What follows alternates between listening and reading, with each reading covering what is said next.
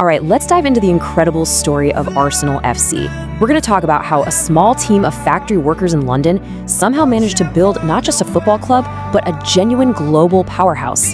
It's an amazing story about identity, ambition, and, well, a little bit of revolution.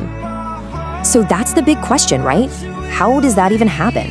A local team becoming a household name all over the world. That's not an accident, it's a journey.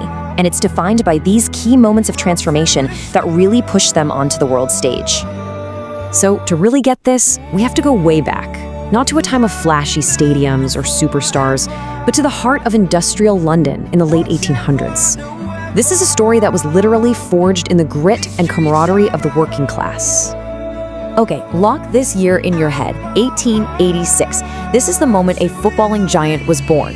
But, you know, looking at its super humble beginnings, you would have had absolutely no idea of the incredible legacy that was about to unfold. And this is what's so cool about their roots.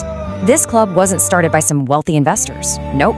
It was founded by a group of regular guys, workers at a weapons factory. And that name, Arsenal, it came directly from their workplace. It's baked right into their DNA.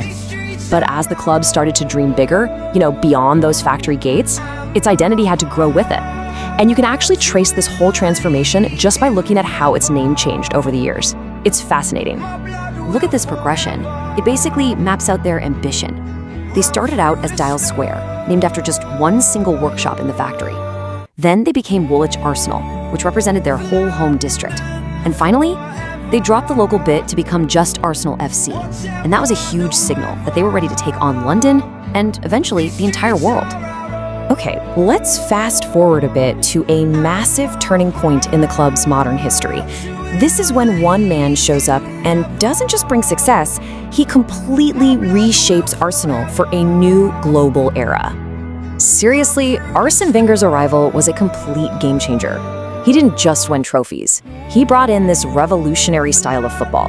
He professionalized everything. I'm talking player diets, training, scouting, and he brought in this beautiful, technical passing game that people all over the world just fell in love with. And this quote just says it all, doesn't it? This wasn't just a good run of form, it was a fundamental shift in the club's entire DNA. This Wenger ball philosophy, it became the Arsenal brand, and it defined them for a whole generation of fans.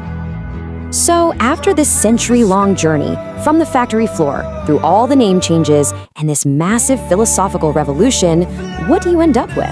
Let's take a look at the club as it is today. Today, Arsenal is a true global powerhouse. You've got the state-of-the-art Emirates Stadium, a trophy cabinet that's overflowing. They're a symbol of success. But you know what? The real heart of the club is its millions of passionate fans, the Gunners. They're this worldwide community that carries on the spirit of those original factory workers. And that really is the main takeaway here. When you boil it all down, their story is one of constant evolution. They went from this tiny team in a Woolwich workshop to a massive global brand that's recognized in every corner of the globe, all because they never, ever stood still.